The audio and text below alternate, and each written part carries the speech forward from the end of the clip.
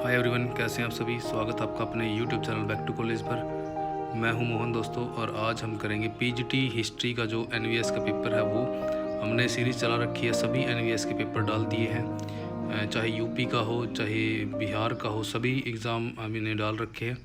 आप सभी देख सकते हो। तो देर ना करते हुए फर्स्ट क्वेश्चन स्टार्ट करते हैं।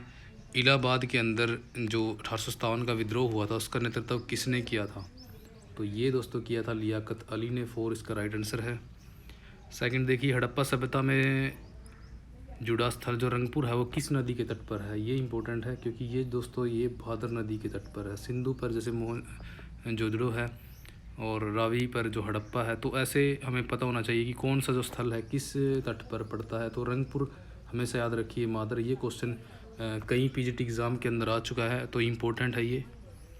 वैदिक युग की जो सर्वाधिक प्राचीन संस्था थी वो कौन सी थी? तो दोस्तों ये सबसे पुरानी संस्था इसमें विदत है, और सभा और समिति जो है ये दोनों अलग हैं विदत से, क्योंकि ये जो है इनका उल्लेख अर्थवेद के अंदर भी आया है। और प्रजापति की पुत्रियाँ इनको कहा गया है, प्रजापति की पुत्रियाँ इनको कहा गया है। तो ये इंपॉर्टेंट है 3 के 3, क्योंकि एंशियंट टाइम में तीनों थी और तीनों को इनका महत्व था। उत्तरवैदिक काल के अंदर जाकर जो विदत है ये इसका महत्व क्या था, समाप्त हो गया था। और सभा समिति का महत्व जो है ये बनी रही, लेकिन विदत समाप्त हो गई उत्तरवैदिक काल में।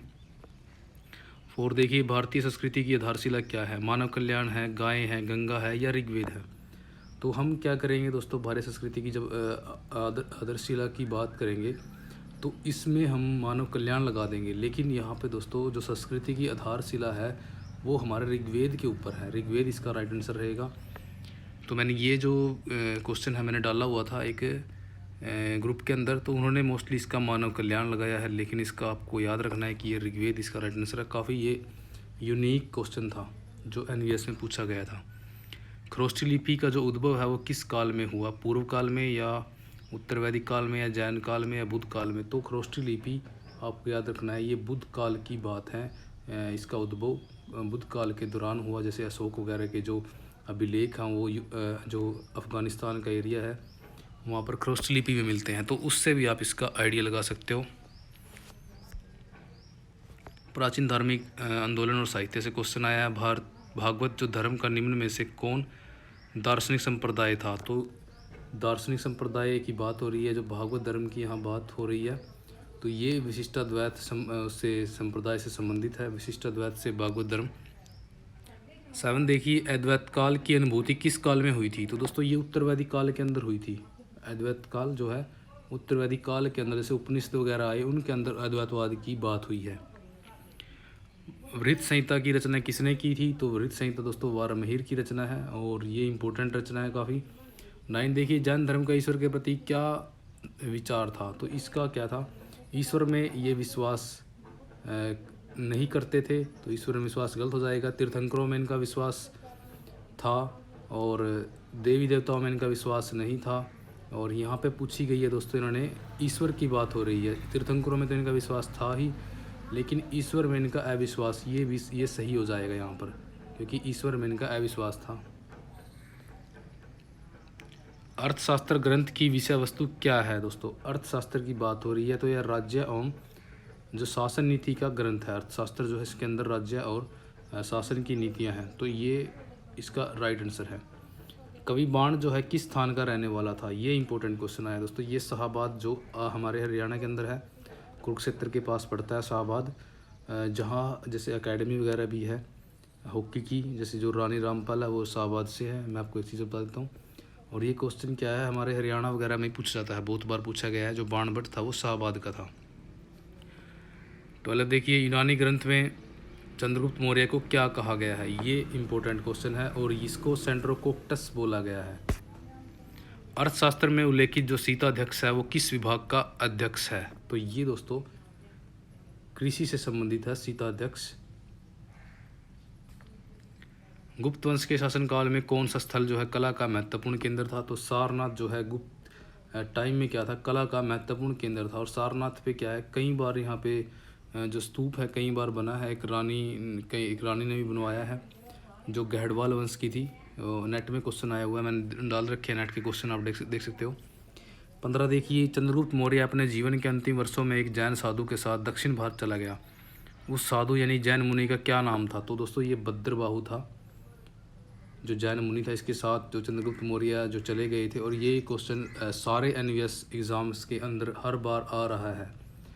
और वहाँ पर उन्होंने क्या है, अकाल पड़ने के दौरान जो है ये अपना जो राजपाट था बिंदुसार अपने बेटे को दे के चले जाते हैं चंद्रगुप्त मौर्य, और वहाँ पर जा कर के श्रवण बेलगोला में वहाँ पर सलेखना पत्ती के द्वारा अपने प्राण को त्याग देते हैं।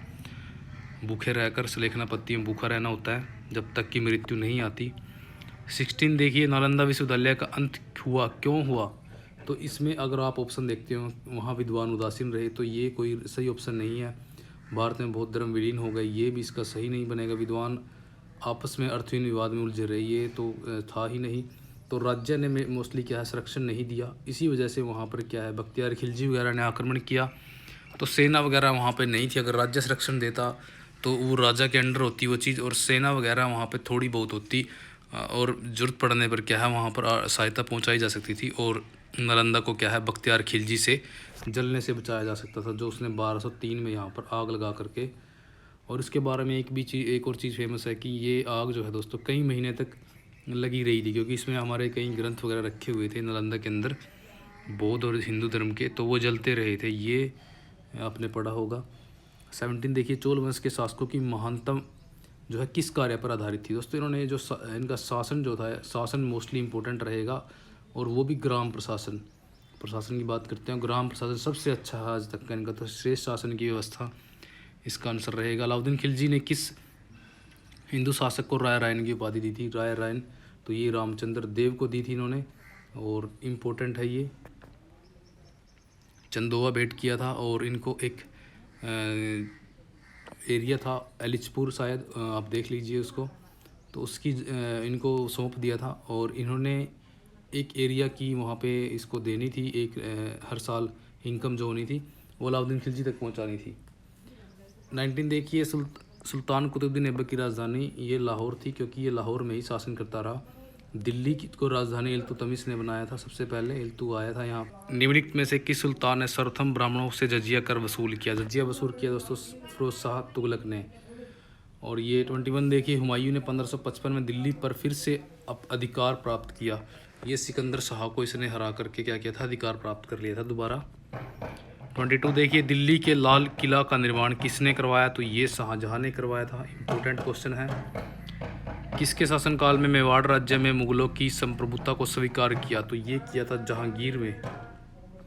ये जहांगीर के टाइम में जो अमर सिंह थे, यानी कि जो मेवाड़ के राजा थे, पृथ्वीराज थर्ड के जो पुत्र थे अमर सिंह, उन्होंने 1615 के अंदर जो है मेवाड़ को इनके अधीन कर दिया था, जहांगीर के अधीन, क्योंकि उस टाइम जहांगीर का शासन था।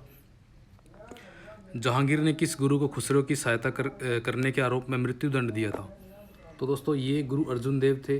और चंदू शाह इंपॉर्टेंट है नाम, यहाँ पर आप याद रखिए। चंदू शाह के कहने पर जहांगीर ने इनको दंड दिया था, मृत्यु दंड, तो ये इंपॉर्टेंट है। और इन्होंने जो अर्जुन देव है, इन्होंने क्या किया था, जो खुसरो का जो बेटा था उसको इन्होंने हेल्प दी थी, पैसे वगैरह भी दिए थे, और आशीर्वाद दिया था राजा बनने का। तो इस वजह से ये जहांगीर से रुष्ट था और इनको मृत्युदंड दे दिया था। 25 देखिए, किस मुगल सम्राट का राज्याभिषेक क्या है 2 बार हुआ है? ये क्वेश्चन कई बार आता है छोटे मोटे एग्जाम्स के अंदर। तो ये औरंगजेब था, इसका 2 बार राज्याभिषेक हुआ है, दोनों बार दिल्ली में हुआ है।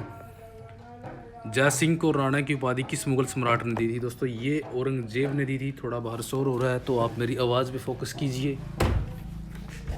औरंगजेब के समय में किस जाट नेता ने भरतपुर की स्थापना की थी? दोस्तों ये की थी चूड़ामन ने। मुगल काल में कौन सी पहली इमारत है जो पूर्णतः संगमरमर से बनी थी? तो ये एतमातुद्दौला का मकबरा था, जो क्या है पूर्ण रूप से संगमरमर का बना हुआ था, और इसमें फूल पत्तियों के डिज़ाइन बने हुए थे काफ़ी सुंदर, और उसको बोलते हैं पित्रादुरा शैली। और पित्रादुरा शैली जो है आपको याद रखनी है। पित्रादुरा शैली के अंदर सबसे पहले जो मकबरा बना हुआ एतमातुद्दौला का मकबरा है, ये जो है नूरजहाँ का पिता था, नूरजहाँ का ये पिता था, और नूरजहाँ ने ही इस मकबरे को बनवाया था। और ये कार्यकाल उस टाइम जहांगीर का था, तो जहांगीर का नाम आएगा। अगर नूरजहाँ ऑप्शन में है तो नूरजहाँ इसका राइट आंसर रहेगा, कि किसने इसको बनवाया, तो नूरजहाँ ऑप्शन में है, तो नूरजहाँ राइट आंसर है। 29 देखिए, निम्नलिखित में से किस मुगल सेनापति ने शिवाजी को 1665 में पुरंदर की संधि पर हस्ताक्षर करने के लिए विवश किया? तो ये राजा जयसिंह थे, और 1665 याद रखिए पुरंदर की संधि हुई थी। शिवाजी और जयसिंह के मध्य। निम्नलिखित में से किससे पटना नगर की स्थापना की थी? पटना की स्थापना किसने की? तो ये शेरशाह सूरी ने की थी। इंपॉर्टेंट क्वेश्चन है। निम्नलिखित में से किस दक्षिणी मुस्लिम राज्य के अमीरों ने प्रथम बार मराठों को छापामार उत्पत्ति के लिए प्रशिक्षित किया था? तो ये थे दोस्तों अहमदनगर के मलिक अंबर। अगर आपसे क्वेश्चन आ जाए कि ऑप्शन में अगर ये नाम दिया गया हो मलिक अंबर अहमदनगर से, तो सबसे पहले छापामार पत्ती इन्होंने स्टार्ट की थी। निम्नलिखित में से कौन शेरशाह का उत्तराधिकारी हुआ? तो शेरशाह का उत्तराधिकारी हुआ है इस्लाम शाह। इम्पोर्टेंट क्वेश्चन है। निम्नलिखित में से किसने सासाराम में शानदार मकबरा बनवाया? तो ये शेरशाह सूरी ने बनवाया था, खुद का बनवाया था इसने। ये आप पढ़ सकते हो। झील के बीच बीच उतरे में बना हुआ था शेरशाह का मकबरा और श्रेष्ठ इमारत थी ये। भारत 34 देखिए, निम्न में से किस गवर्नर जनरल ने पिंडारियों और पठानों का दमन किया? पिंडारियों और जो पठानों का दमन हुआ दोस्तों, ये 1817 के लगभग हुआ था। और फोर्थ एंग्लो मराठा वार इसको बोलते हैं। तो ये हेस्टिंग्स के टाइम में हुआ था। हेस्टिंग्स इस टाइम पे आया था, तो इससे भी इसका आइडिया आप लगा सकते हो। बंगाल प्रेसिडेंसी से बिहार किस सन में पृथक होकर एक अलग प्रांत बना? तो ये बना 1935-36 में बना था। 35 भी हो सकता है, 36 भी हो सकता है। निम्न में से कौन सा कथन जो 1857 क्रांति की प्रकृति और स्वरूप पर अधिक तर्कसंगत ढंग से प्रकाश डालता है? तो ऑप्शन देखिए, यह हिंदुओं के आक्रोश का शोषण करने के लिए मुसलमानों का षड्यंत्र मात्र था, ये नहीं हो सकता। यह एक राष्ट्रीय स्वतंत्रता के लिए लड़ा गया युद्ध था, ये बिल्कुल करेक्ट बैठ रहा है, तो यही इसका राइट आंसर रहेगा। ब्रिटिश अधिकारियों के विरुद्ध अनुशासन और आक्रोश मात्र था जो भारतीय सैनिकों द्वारा व्यक्त किया गया था, ये सही नहीं बनेगा। यह मध्यम वर्गवाद किया गया, तो ये हमारा ऑप्शन जो है हमने सही लगा दिया है। 37 देखिए, जिस योगदान के लिए लाल बाल पाल प्रसिद्ध है वह था? तो ये चरमपंथी थे। चरमपंथी यानी कि उग्रपंथी, या जो जिसको बोलते हैं गर्मपंथी बोल सकते हैं इसको हम।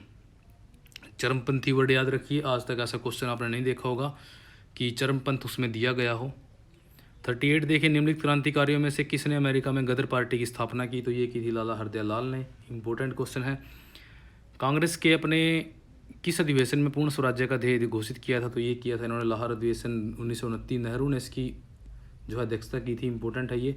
और 26 जनवरी का दिन यहाँ से इन्होंने क्या किया था कि फर्स्ट स्वतंत्रता डे मनाया था और घोषणा की थी कि आज से हम 26 जनवरी हर साल स्वतंत्रता दिवस के रूप में मनाएंगे। ये इंपॉर्टेंट है इसको लेकर। किस आंदोलन के दौरान जो मोहनदास करमचंद गांधी थे नए नेता ने राष्ट्रीय आंदोलन की बागडोर संभाली थी? राष्ट्रीय आंदोलन की जब भी बात होगी दोस्तों, रोलेट सत्याग्रह की वहाँ पे बात आएगी। ना चंपारण सत्याग्रह होगा, ना बारदोली में तो जो वल्लभ भाई पटेल थे, और खिलाफत जो आंदोलन है बारदोली में दोस्तों वो थे सरदार पटेल थे, वल्लभ भाई नहीं थे, सरदार पटेल थे, क्योंकि दोनों भाई भाई हैं ये, तो नाम में एक थोड़ा मुझे वो हुआ।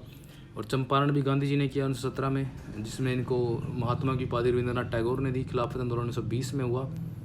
असहयोग और ये दोनों साथ साथ पैरेलल चलता रहा है दोनों आंदोलन। ये रोल्ट सत्याग्रह जो 1919 में हुआ था दोस्तों, और इन्होंने एक सभा भी बनाई थी इसके लिए, रोल्ट सत्याग्रह सभा गांधी जी ने।